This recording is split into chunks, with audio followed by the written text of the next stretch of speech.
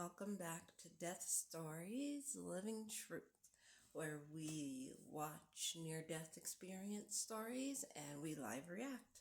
We talk about what we learned from the stories, we talk about what's different from other stories, and things like that. Let's get started. We spend so much of our time trying to control life, and in that moment I knew it was over. What happened next, it was out of my control.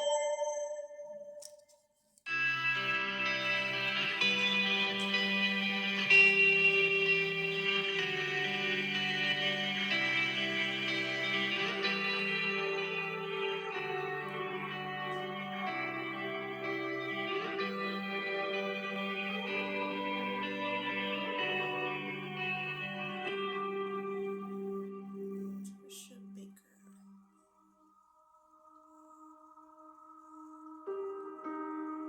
I grew up in the country in East Texas, and I had a very free, wonderful childhood in the sense that I spent a lot of time in nature. My best friend and I would ride horses. We'd get up at 6 in the morning. These were great times in the summer, and we would ride until it got too hot around noon. We'd swim in lakes. And so we lived this life that was very much grounded in nature. And that part of my life was fantastic. The painful part of childhood was my mom was mentally ill, and there was a lot of emotional abuse and some physical abuse. And so I was isolated as this only child. That's really hard. It always seems that way. It seems like there's always like a payoff. Like this is really good, but then this part is really bad in people's childhoods. I don't know if that's true or not. That's just something that I've noticed from listening to these stories.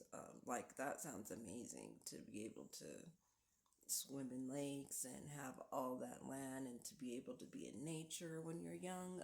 I would have loved anything more than to just be outside when I was young. But then on top of that, you have to deal with a mother who's mentally ill and having to deal with physical abuse. I wouldn't trade that. Retreated into books and into studies, and I saw college as my way out. That was my success route. There weren't any other routes. Like, that was it. So I wrote all these essays, and I got $20,000 worth of scholarships. Just, won one essay competition after another. This was a big deal. And our mailbox, I grew up very poor, was like falling over practically. The house was in shambles, and I was like, God, is the mailbox even going to be dependable to get these checks? And so, I'd wait by the mailbox. These checks started arriving, and then I knew that somehow my life was going to change. And there was a lot that depended on and weighed on going to college. It meant a lot to me. I went to the University of Texas, and it's kind of a party school. So at first, my grades were really great, and then they started declining. And my senior year, I was depressed. I'd been through a bad breakup. I knew that my drinking and drug use was kind of off the charts in some ways, that it was really bad. I was like, I have to get my life together. And I was actually sort of having these panic attacks about mortality because I was agnostic at that time. That's kind of common, I think, for kids about that age, when they're about to finish college, when they really start to realize, like, oh, wait, I'm about to be an adult. Like, I need to really think about this. Like, what am I really doing with my life? I think that's pretty normal, though. I really did not think there was an afterlife. I studied English, so obviously I studied Walt Whitman and some spiritual writers, Emerson, Thoreau, and I thought about what they said, and that was the closest I could get to spirituality. I thought, well, maybe I'll just blend with the grass, or maybe we continue on in some metaphysical way. But for the most part, I thought my identity, the Tricia, my consciousness would not continue. And I would have these moments where I would think, wow, we just die. And then I'm going to not be here anymore. And this is all I have. And what am I doing with my life? And I'd really panic. And I went to see a therapist. Emotionally, I was still kind of dealing with some of the abuse in childhood. And this therapist suggested that I run because that was something I loved in high school. I ran cross country. And so running was my symbol of, if I ran hard enough, if I ran fast enough, maybe I could outrun my demons and maybe I could be super healthy and super strong. So I was running nine. It's interesting that her therapist told her to run. I mean, I get it. I think sometimes moving your body helps get emotions and helps process through things. But I hope that she wasn't just having her run. I really hope that she was actually diving in deep to her childhood abuse, having her look at it and talk about it and process it along with the running. 10 miles a day, training for the Austin 10K.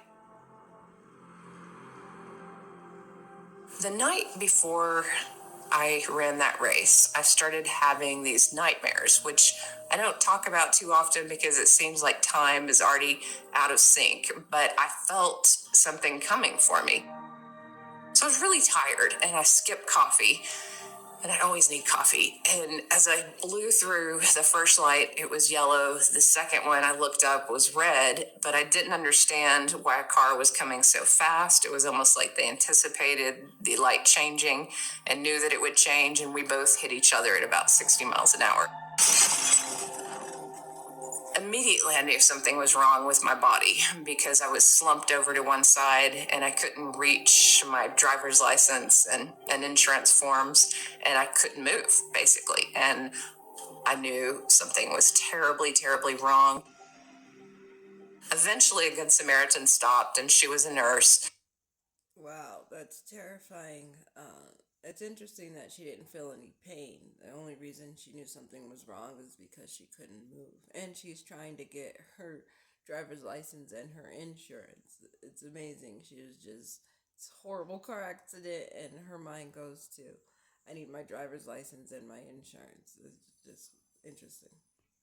She stayed with me, held my hand, and she was beautiful. I'll never forget the kindness of her. She helped me until the ambulance arrived and they put me on a board. The closest thing I could say to a prayer was, God help me. That moment, control is taken out of your hands in a moment like that. And we spend so much of our time trying to control life. And in that moment, I knew it was over. Everything depended on the surgeons. What happened next? It was out of my control for the most part. All I had was my voice as the one thing that might be able to help me along this way. I never thought about having health insurance. I was a college student who just thought, I'll get a good job out of college. I'm young, I'm healthy. That won't be a factor. So they took me to a downtown hospital. Because I had internal injuries, they did lots of CAT scans. They knew that my back was broken several places. I was in shock. I'd never known anyone to recover from back surgery. I didn't know if I'd walk. I was trying to get specifics from nurses. I was trying to get pain meds too, because it was painful. They refused. So they said, until a neurosurgeon signs off on this and says, we're taking you in with the risk, we cannot give you painkillers. So I was strapped down to a board for That sounds inhumane. How are you going to have this child, college student, she's a child, who just had this horrible accident and has a broken back, and you're not going to give her pain meds? Like, I don't understand some things. 17 hours before I went into surgery. So family members were coming and going.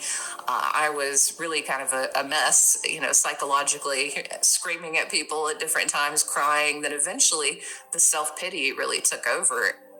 A nurse said that a neurosurgeon was coming in to talk to me, and she came in, and I looked at her and I said, I'm going to kill myself if I can't walk, so I need you to operate on me. And she said, okay, I will, but I've been on duty for 40 hours, so I have to go home and I have to take a nap and I must eat something, and then I'm coming right back here and I'm operating on you. And there was such relief because someone had passed. I'd overheard the conversation. There was a neurosurgeon who didn't want to come in because I didn't have health insurance. And I remember thinking, oh my God, I'm being thrown away. I'm trying so hard. And here I'm just. That's awful. She needs a neurosurgeon, and the surgeon's gonna say, no, she doesn't have insurance. I'm not gonna help her. That's only in America. Nothing. I'm just, a body on this stretcher. All of that was the physical world. So my brain was totally in that moment of the physical. I was worried about classes. I was worried about walking.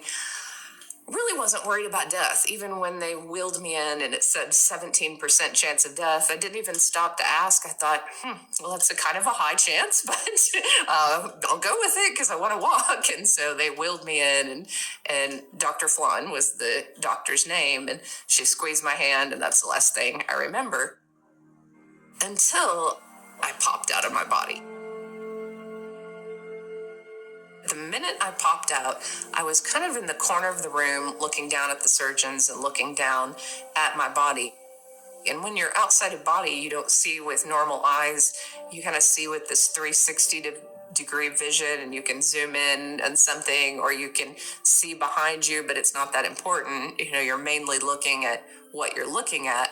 But I remember the tops of the surgeons' heads, and I remember their hands, and I remember that there was a song on the radio. There was actually an Elvis song on the radio. It was the easy listening station.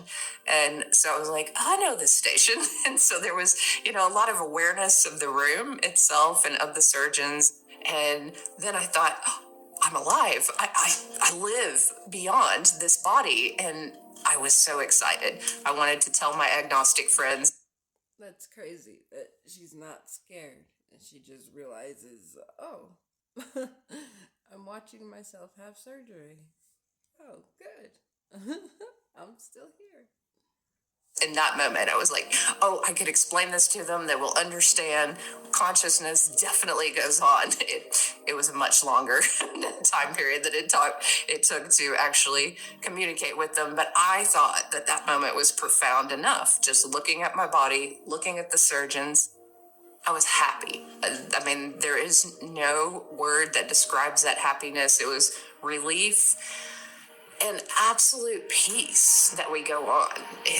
I was convinced in that first moment because my consciousness felt at ease. Like, I always feel a little bit nervous in the body, and I think most people do, probably to some degree.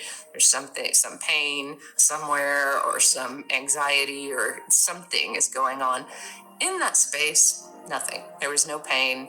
There was just peace. And I think probably the only time you actually experience what she's talking about, that kind of a peace, is probably the moment right before you fall asleep, when you're just calm, everything's at ease, and you're about to fall asleep. That, to me, that sounds like what she's describing. My intelligence seemed greater outside of the body, and I even thought about that because these neurosurgeons had to be brilliant. Dr. Flan had her assistant, and he was beside her, and I remember looking at them, and then these light beings were behind them that were about 9 feet tall. I call them light beings. I called them angels in my book, angels in the OR, because that makes sense to more people. But all I knew was that they were intelligent. They could communicate telepathically, and they were there to send healing through the neurosurgeons and into my body. And they assured me I'd walk, that I would run again even, and that everything would be fine. And then they almost said playfully, watch this.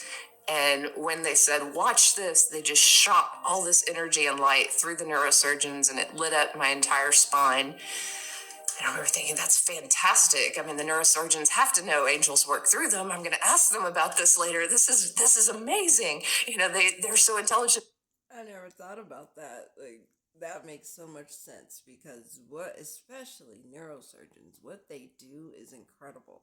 Like, the little teeny tiny nerves that they're attaching and detaching and replacing and repairing, and it's just crazy the things that they do.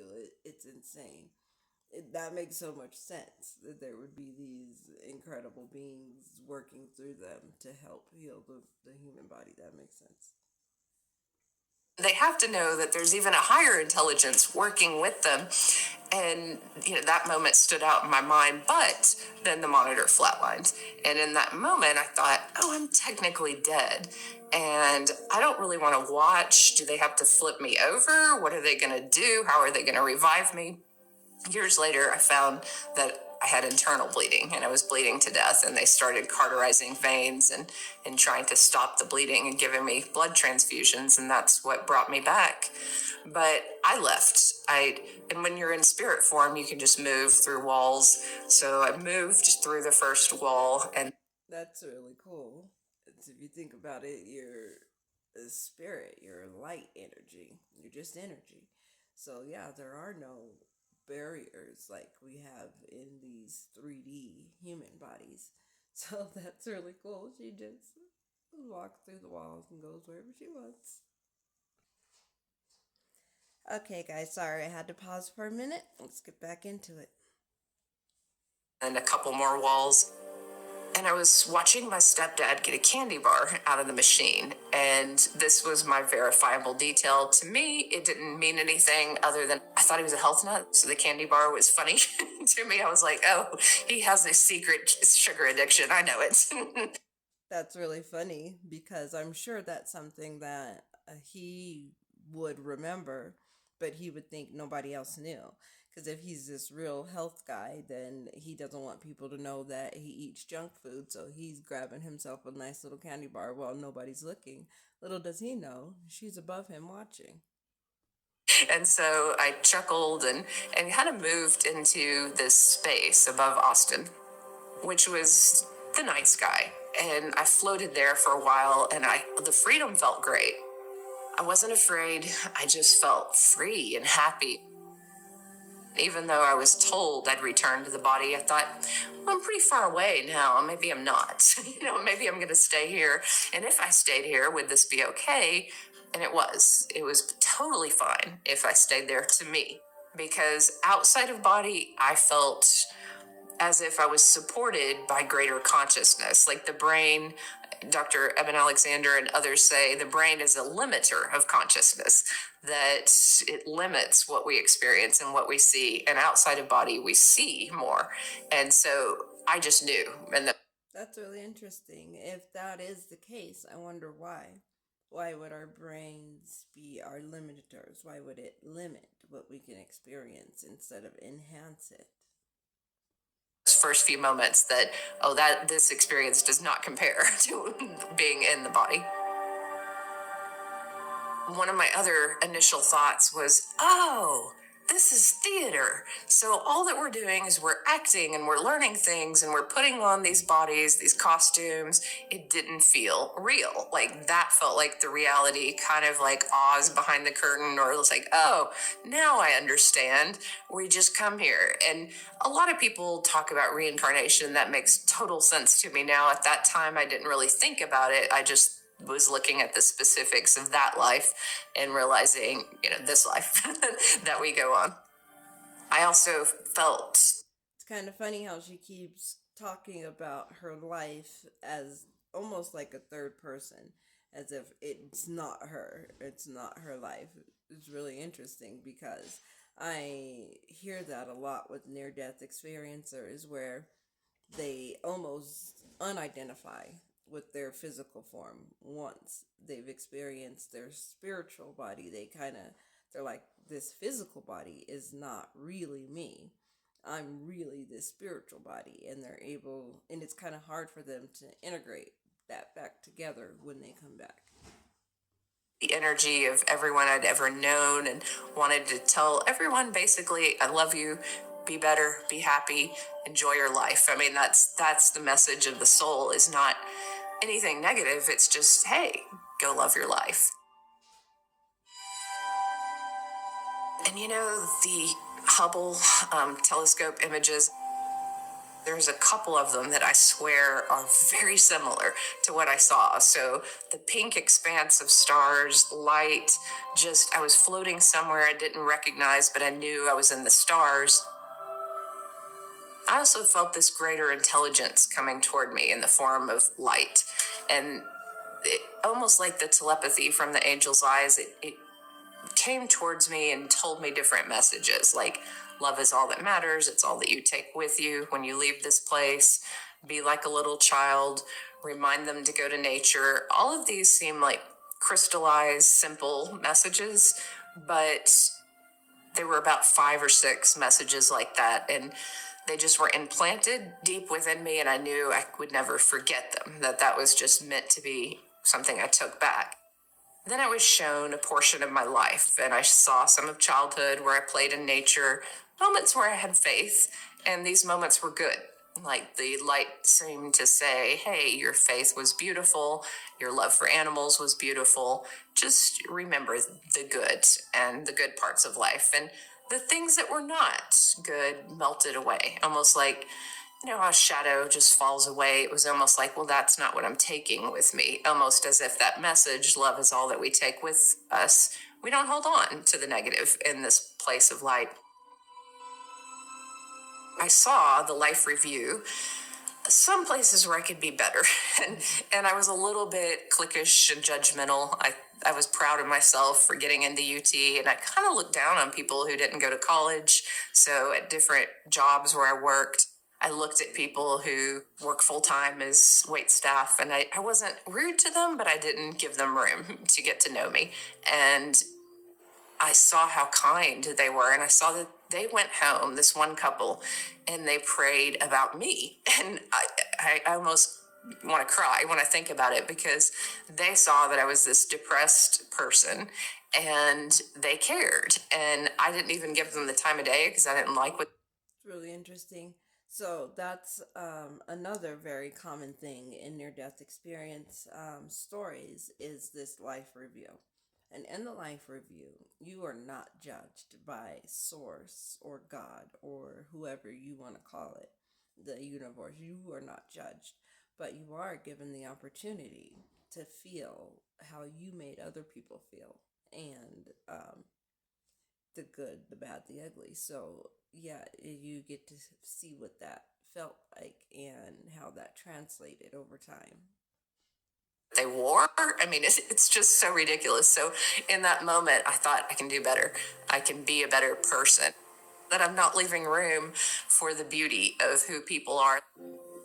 That was the main focus of how I was going to change, as if creator source wanted me to look at the beauty in people and their hearts. It's almost like our soul knows how to be, but we forget in our culture, and we forget based on trying to feel special or trying to feel good about ourselves. As I finished that life review, I ended up in this place. It was full of greenery and beautiful grass. There was no death.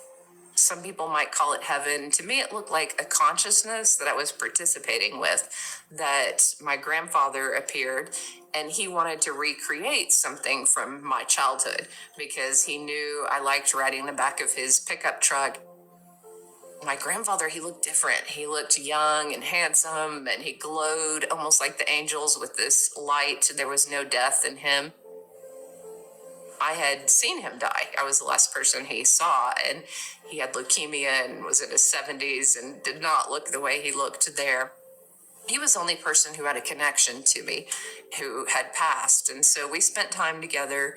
And then at some point he said, do you want to continue on? And even though I was in the back of this pickup truck driving very slowly through this beautiful green grass, I looked up and I knew what he meant, that there was more to this experience and that God was on the other side of this. So I just shot out of the pickup truck, and I was this soul just flying towards God.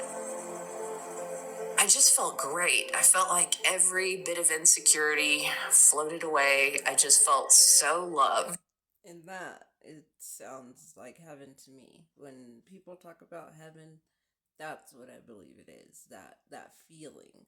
I don't believe it's a place you go. It's that feeling, that all encompassing knowing that you're okay and that you are safe. That's heaven. I felt like this is the greatest place I've ever experienced. Why does anyone ever leave it? I want to get closer to this God source, this vibration, this unconditional love. I just felt safe and held in love. Then at some point, there was this energy wall that kind of stopped me, and I couldn't go any farther. And it vibrated through me and said, "Look down." And I looked down, and there was this river, and there were many people who were walking on it. Some were covered in shadows, some had light. And I saw that if they had light, they were connected to God. From that place, it just looked like fear or love, that there was only a choice between fear or love. And I thought, oh, that's simple. I just go back and tell some people not to fear things, and to love more. And I was like, Right, if it was only that easy. If it was only that easy. Our only goal here, our only mission here in this 3D world is to love. But yet we do so many other things than to love. In love, it sounds so simple, but is it really that simple just to love? To actually love somebody unconditionally. It's not that easy. okay, I can do that. But God was like, no, you're going to be a teacher and you're going to do that. And I was like, well, I can't do that because that's not what I want to do. I want to make money.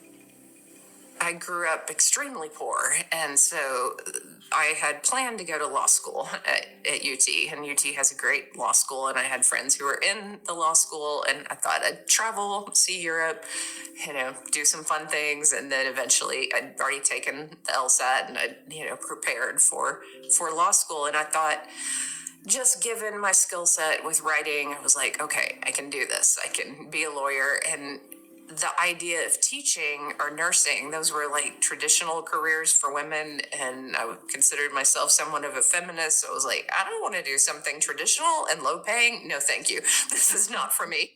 And so God was like, no, you're really going to be a teacher. And that was it. That's the last thing I heard in the presence of God. I joke that, I wanted to argue more, and there were thoughts that I was having, but it was as if God made me into this ball of energy, and I was thrown back through darkness towards my body and ended up in the room where they give you ice chips and ask you to tell your name. And I still was holding on to that experience. My first thoughts, even coming out of anesthesia, were I just had one of those things they call near-death experiences because I'd read about it. And I was like, okay, I had one of those. And then my energy didn't feel fully in my body. I felt like I was a part of the room, and the nurse was asking me what my name was. And I literally didn't feel like me yet. I said, well, her name is Tricia. And she said, no, your name. And I was like, oh, my name. And then I felt a little sad, actually, to come back to the specificness of being me, because I've heard that a few times too. People are definitely a little disappointed and a little sad when they re-enter the 3D realm, when they re-enter their body. I don't know how to describe it, but you're one with everything, but you're also an individual in that space. And so to come back to the body holds trauma, the body holds memory, the body will die here, but in that space, you're eternal and you're free, and it's so beautiful. And so there was already a dislike of being in the body. I felt like I'd been in this beautiful, light-filled, expansive place, and it felt very limiting to come into the body. It felt as if I was being forced back into the body, that it wasn't a choice, because if I had my way, I would have stayed there. And so this was definitely not my choice. I was sent back and told I had a particular mission. And I'm happy for the mission now, but in that moment, I was not happy. I was in ICU and hooked up to machines for 3 days. As soon as I could move my arms and talk, my grandmother brought me a journal, and I wrote down everything that I remembered about the angels, because I was afraid I was getting morphine in the ER, and I was afraid this medicine might make the NDE go away. And I was like, I have to remember this. And so I jotted down descriptions of the angels, about how they were not like paintings I'd seen, that they were light beings, and they were so much larger and so much more intense, and tried to hang on to as much as I could. I was asking nurses, I'd grab their arms, do you believe in God? And they're like, yes, yes, I believe in God. I go to church. I'm like, God is this big ball of light. And they're like, okay, we've heard enough from you today. That's so funny. If you believe in God and they say I go to church, but wait a minute, that wasn't what she asked you. She asked you if you believe in God. What does that have to do with church? Yeah, so I know people were having these reactions that were like, all right, you can stop talking now. And even my surgeon, I did ask her, I said, how long did I die? And she said, you died for about 2.5 minutes, and this is really early on, but you got several blood transfusions. You're going to be okay. And I wanted to ask her more about what I saw, and I could just see, and I could read energy, and that was not something I'd seen before. I couldn't necessarily read people's body language and imagery, but I saw her step back and I saw her have this thought, do not keep talking about this. I do not want to have to deal with this. So I knew that she thought I was crazy if I kept talking about it. So I was like, darn, I don't get to ask her. And that disappointed me because I very much wanted to ask her if she knew that she was assisted by angels. I'm sure she's heard it before. That's probably why she was scared. But I was different from the beginning.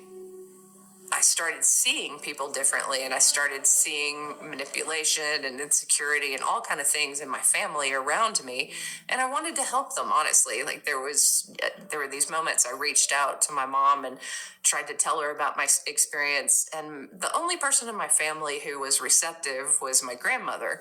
And she said to my mom at one point, let her talk, it's okay, this is interesting, this is her experience. She was tolerant.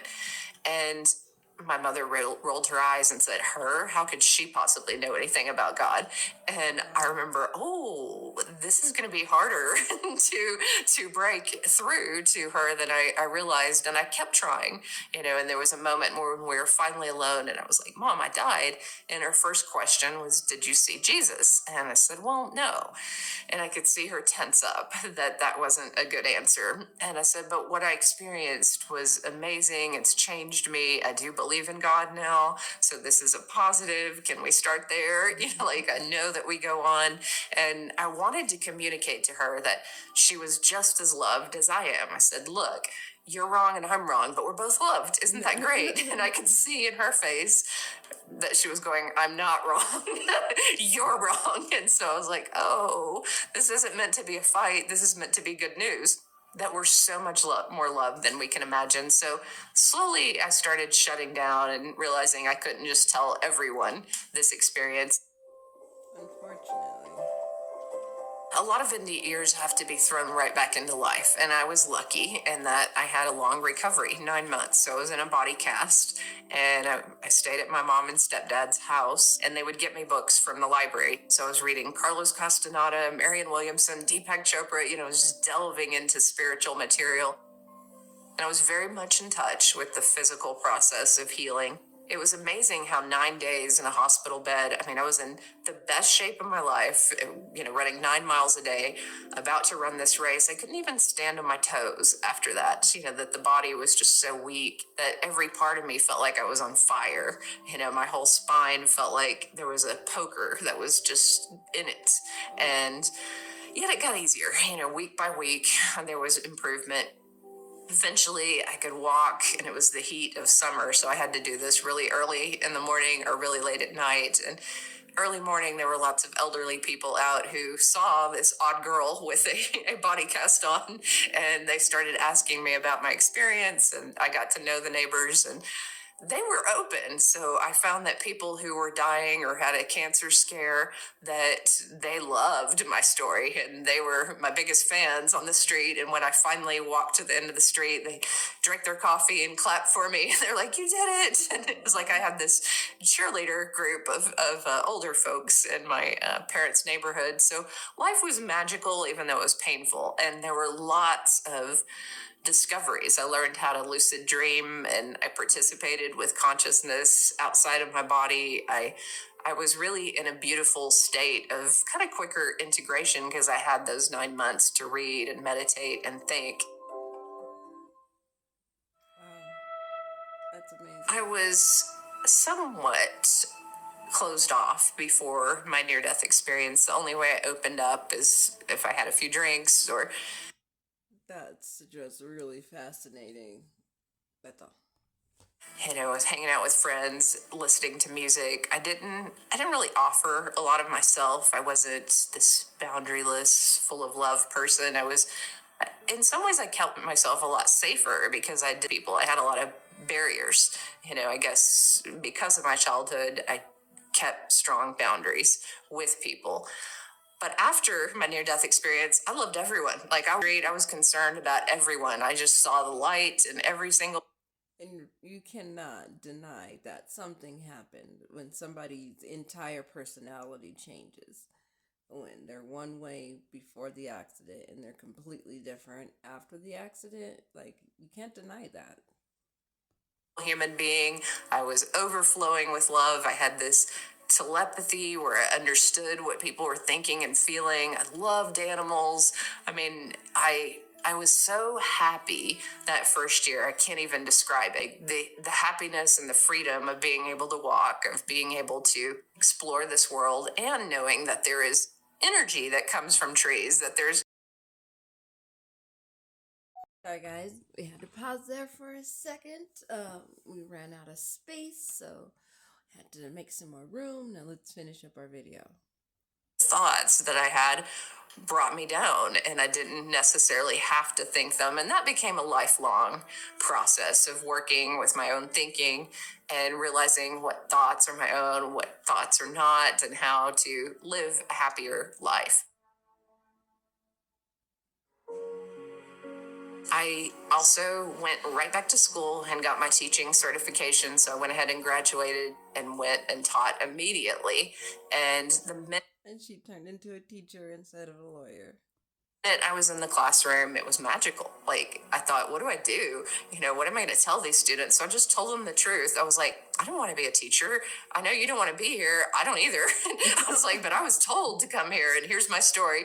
And they were, like mouths open, eyes wide, and they were like, I have a question, and there was just a lot of communication and a lot of connection from the beginning. I find that people love these stories. It makes them think about what comes next or the magical elements of life, or it puts them in touch with their own soul journey. I watched how different students wanted to become psychologists or they told me their goals because they trusted me on some level.